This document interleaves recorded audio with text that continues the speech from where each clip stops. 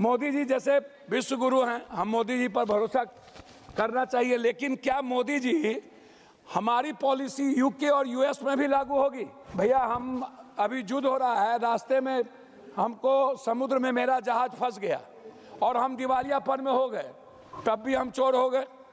तब आप उस प्रोसेस को, थॉट को नहीं देखोगे कि हम किस कारण से हमारा दिवालियापन हुआ। अब ये सदन खाली चेक पर दस्तखत कर रही है। अब ये बैंक को, पदाधिकारी को रुपया भरने के लिए ये पूरी ताकत ये सदन देना चाहती है। हम तो इस सरकार के बारे में कभी कभी सोचते हैं, सरकार कहती है कि आप नौकरी पैदा करो, नौकरी दो, आप नौकरी ना करो, आप ऋण लो, आप उद्योग पैदा करो, आपको प्रोत्साहन मैं कर रहा हूँ। दूसरी तरफ कह रहा है कि जो गारंटी होगा, जो गारंटर होगा, उसको भी हम बर्बाद कर देंगे, उसकी भी संपत्ति छीन लेंगे। ये दो तरह के नियम हमको समझ में नहीं आता है। गारंटर को भी हम बर्बाद कर देंगे, उसकी भी सारी चीज़ें छीन लेंगे।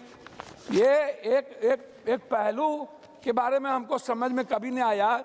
एक तरफ सर उद्यमी की बात ये करते हैं, उद्यमी बनो, उद्यमी करो, और दूसरी तरफ आप सीधा कह रहे हो कि जो चोर है ये देनदार लेनदार।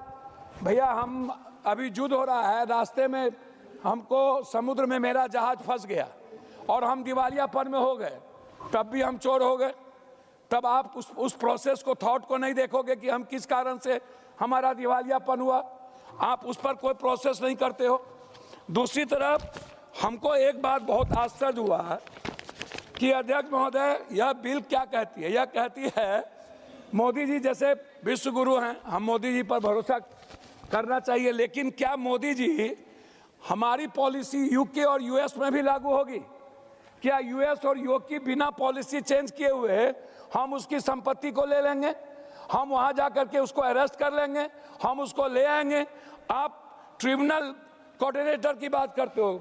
हमको कभी आश्चर्य होता है कि ट्रिब्यूनल कोऑर्डिनेटर की बात में, नोटबंदी के समय अध्यक्ष जी हमको याद है, बैंक ने क्या किया, बैंक मैनेजर ने क्या किया, सोना चांदी वाले ने क्या किया? सारा सबसे ज्यादा बैंक मैनेजर अरबपति खरबपति हो गया। सारा कोई पॉलिसी नहीं है मैडम हम लोगों के पास। नोटबंदी को आप उठा करके देखिए। दूसरी तरफ एमएसएमई, ऐसी इस तरह की स्थिति होगी। कोरोना के समय में क्या हुआ?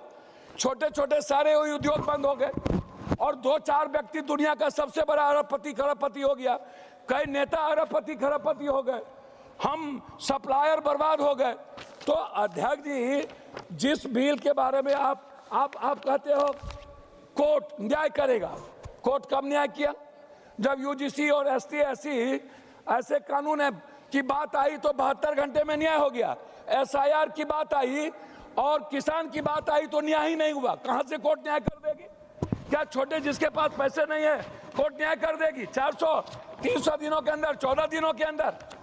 आप दूसरी तरफ, मेरा आपसे रिक्वेस्ट ये है कि आप हमको एक बात बताइए, जनधन योजना का क्या हुआ? 50,000 रुपया कितने बेरोजगार को मिल गया? जनधन योजना पर फिर दोबारा चर्चा हुई क्या? नोटबंदी पर दोबारा चर्चा हुई क्या? आप एमएसएमई, छोटे उद्योग के बारे में आप कोई चर्चा नहीं करते हैं।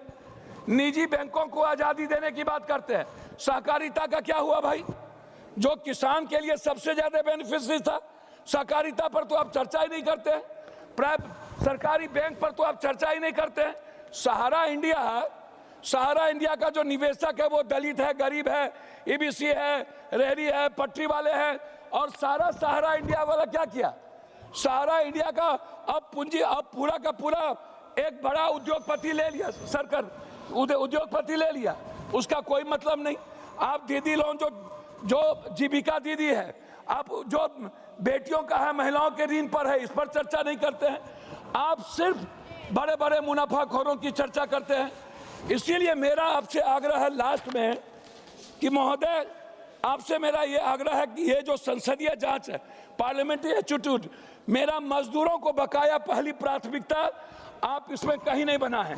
न्यूनतम गारंटी भुगतान पर आपने कुछ भी नहीं दिया है। ग्लोबल है लेकिन कानून लोकल है।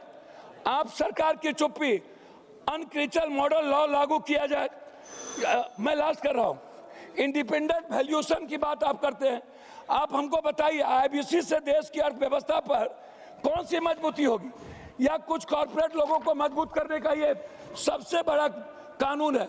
कई केस 3 से 4 साल के लटके हुए 400-500 दिन लग जाते हैं, लेकिन 70 से 90% हेयर कट, हजारों करोड़ का नुकसान, यह बैंक का नहीं जनता का पैसा। यह रेगुलेशन कॉर्पोरेट डाइल्यूट करने के लिए लास्ट कर रहा हूं हुजूर। मेरा आपसे सीधा है, बैंक पहले मजदूर बाद में, ये कानून क्यों? इस पर मैं आपसे जानना चाहता हूं। एमईसी के लिए अलग ढांचा, जेन्युइन प्रोमोटर्स को मौका क्यों नहीं आप देने का कोई कानून और प्रावधान नहीं है? पूरा का पूरा आपने इजी ऑफ डूइंग बिजनेस नहीं, इजी ऑफ ग्रैबिंग बिजनेस की बात आप करते हैं। इसीलिए सरकार इस विधेयक को स्टैंडिंग कमेटी में भेजा जाए व्यापक सुधार के लिए। इसको खाली चेक ना बनाया जाए और व्यापारी और उद्योगपतियों के लिए, बड़े मुनाफाखोरों के लिए इस कानून को प्रोटेक्ट ना किया जाए और बैंक को आजादी ना दिया जाए। ये मेरा आपसे आग्रह है। बहुत बहुत धन्यवाद।